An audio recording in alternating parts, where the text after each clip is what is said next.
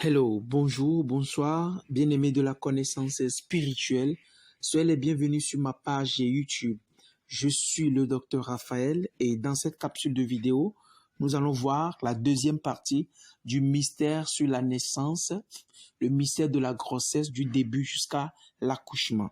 Et dans cette vidéo, je vais également te préciser des choses qu'il ne faut pas faire au cours de la grossesse, afin de ne pas polluer l'étoile de l'enfant et ce qu'il faut faire pour activer la puissance et comment est-ce qu'il faut faire pour activer cet enfant, activer son étoile, activer son avenir depuis le sein maternel. Si cette deuxième partie t'intéresse, sois scotché, je reviens tout à l'heure.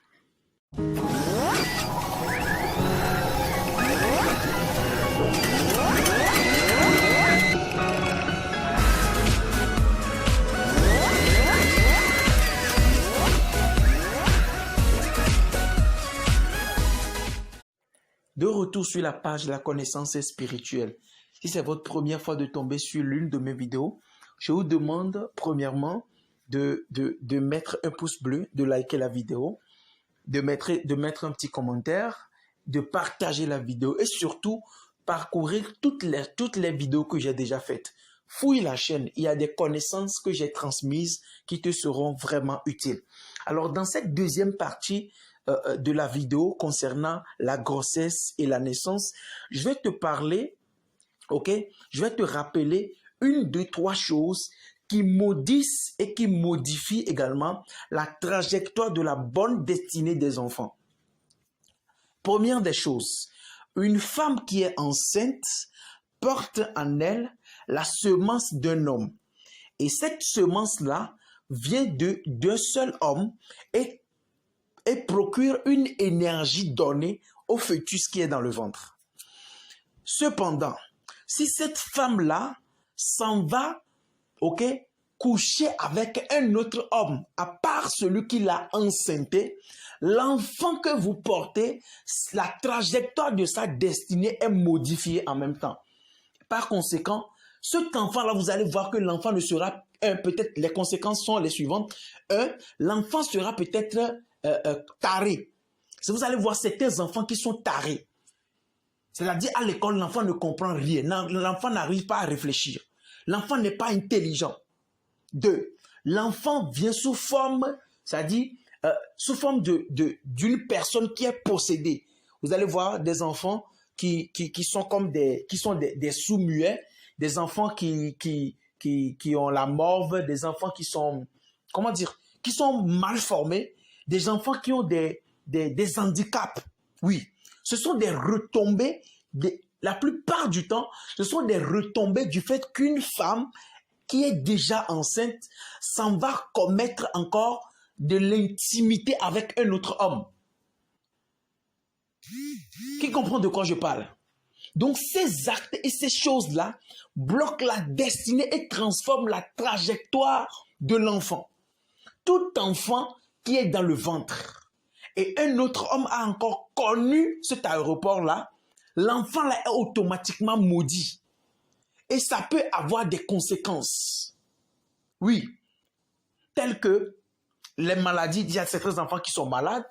L'enfant peut être, sous-muet. L'enfant peut être, maudit. Il y a beaucoup de répercussions sur cet aspect-là. Qui comprend de quoi je parle? Donc, si tu es une femme enceinte, je te promets que quelle que soit la difficulté que tu as avec ton mari, même si le monsieur t'a enceinté et qu'il a nié la grossesse, c'est déjà ça frappe négativement l'enfant. Mais il est encore plus dommage pour toi, même quelle que soit l'envie que tu auras.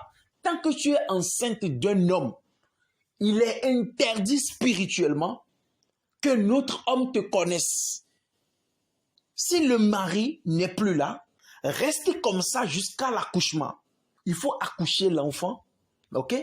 Avant de connaître un autre homme. Si tu tiens à l'avenir de cet enfant. Quelqu'un comprend ce que je dis? Donc, je vais vous parler maintenant, c'est ce que je voulais rajouter par rapport à la première partie que j'avais faite. Alors, pour maintenant permettre à ce que ton enfant, en venant au monde, l'enfant soit spirituellement puissant. Que l'enfant ait une bonne destinée.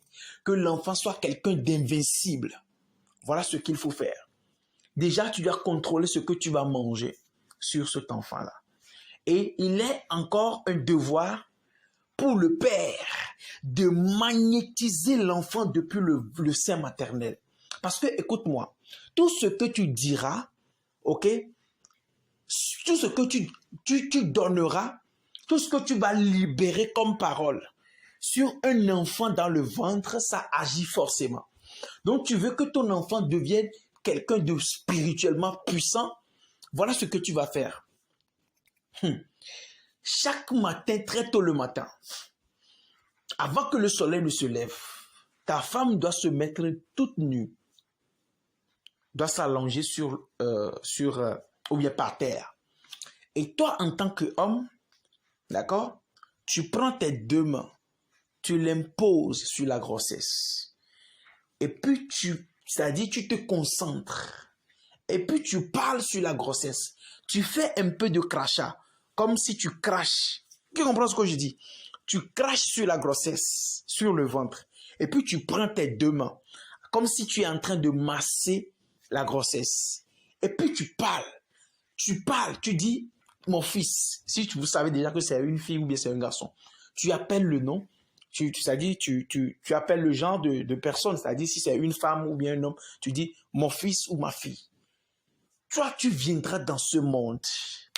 Je t'ordonne que lorsque tu vas venir sur ce monde, je te donne la puissance de devenir tellement puissant. Quand tu viendras sur cette terre, rien ni personne ne pourra te vaincre. Moi, en tant que ton père, je parle sur toi, que lorsque tu viendras au monde, tu mangeras avec les rois. Tu mangeras avec les grandes autorités. Tu deviendras un homme puissant. Si tu connais la Bible, tu utilises les versets de protection sur l'enfant. Si tu connais la Bible, tu fais des déclarations prophétiques émanant de la Bible sur l'enfant. Tu peux lire, tu peux dire Dieu, ok? Parce que Daniel était un savant. Tu peux invoquer le Dieu de Daniel sur l'enfant. Tu veux que ton enfant devienne spirituellement puissant? Tu invoques le Dieu de Samson sur l'enfant. Tu comprends ce que je dis?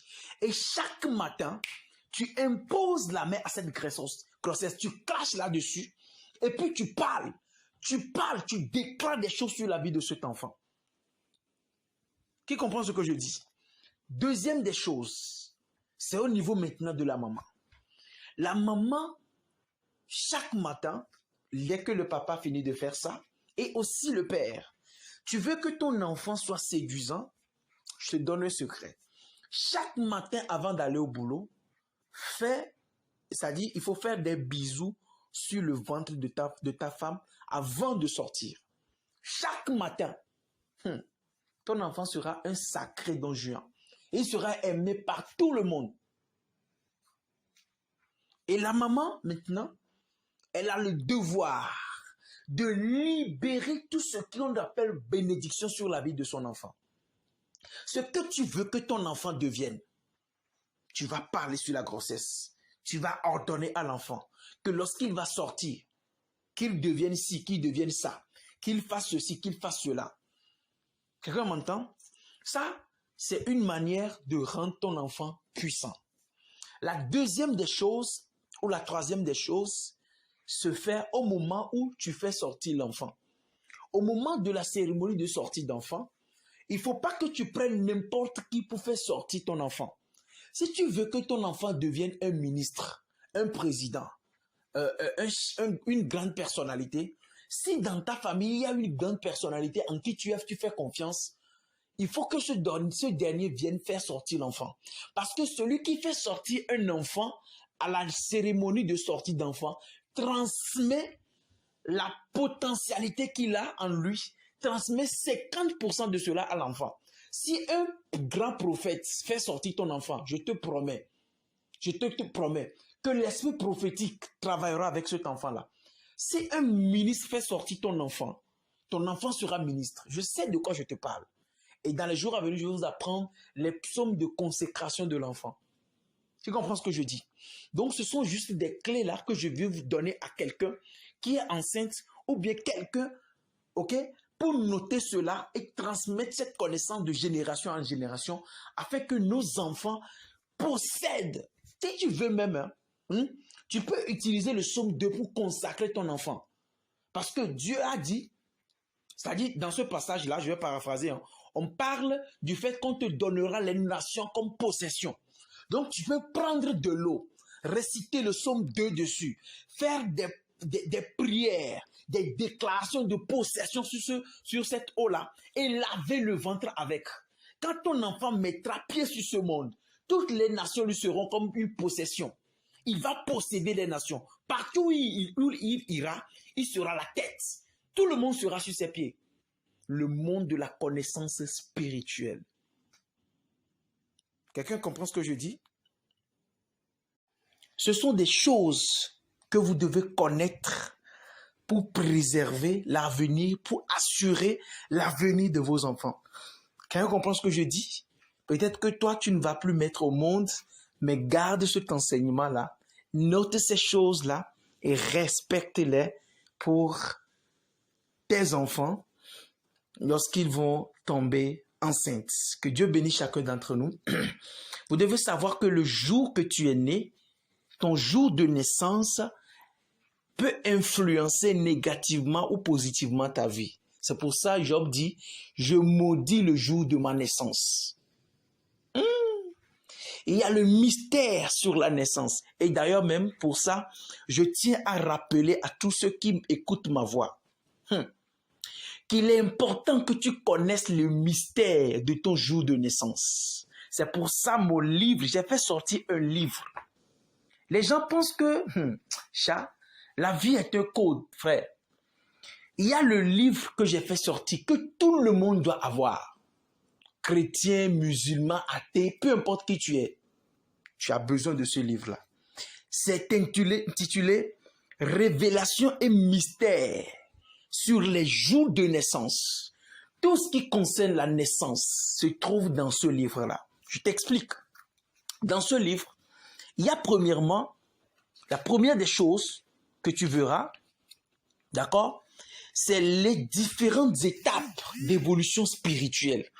Tu veux évoluer spirituellement. Quelles sont les étapes à observer pour évoluer spirituellement? J'ai expliqué, j'ai appris aux gens dans ce livre le processus d'évolution spirituelle. 1. Deuxième des choses, le jeu des chiffres. Ça, c'est le monde de la spiritualité. Alors, le jour où tu es né, c'est-à-dire tu es né un premier, un 2, un 3, un 4, un 5, un 6, du 1er jusqu'au 30 ou 31 de chaque mois, chaque chiffre sur lequel tu es né parle sur ta vie. Tu es né le 1, le 2, le 3, le 5, le 30, le 31, peu importe le mois. Tu dois savoir quelle est l'influence de ce chiffre sur ton jour de naissance. C'est spirituel. D'accord? Et en dehors de ça, dans ce livre, j'ai également appris aux gens comment est-ce qu'il faut, c'est-à-dire, qu'est-ce que tu dois faire, qu'est-ce que tu ne dois pas faire. Les natifs de certains jours, les interdits liés à certains jours. Quelqu'un comprend ce que je dis? Et en dehors de ça, comment honorer son jour de naissance? Je vais vous donner déjà un secret. Tu souffres, d'accord? Tu as un problème lié à ta vie sentimentale. Si tu n'arrives pas à te marier, tu n'arrives pas, tu n'arrives pas à être stable dans ton foyer, tout ça. Le moment propice pour activer et recalibrer ta vie sur le domaine émotionnel, c'est de jeûner, de prier sur ton jour de naissance. Le jour propice pour travailler sur le problème sentimental, c'est ton jour de naissance. Et il y a un code aussi. Comment honorer et comment consacrer, magnétiser ton jour de naissance. C'est dans le livre. En dehors de ça, tous ceux qui sont des hommes d'affaires, ceux qui travaillent, j'ai appris aux gens Comment est-ce qu'il faut organiser sa vie professionnelle? Comment est-ce qu'il faut les règles pour réussir dans la vie, quel que soit ton domaine. Pour réussir dans la vie, quels sont les domaines? J'ai parlé de ça. Et c'est un livre très riche. Alors, si tu es intéressé, contacte le numéro en bas de la description et tu l'auras.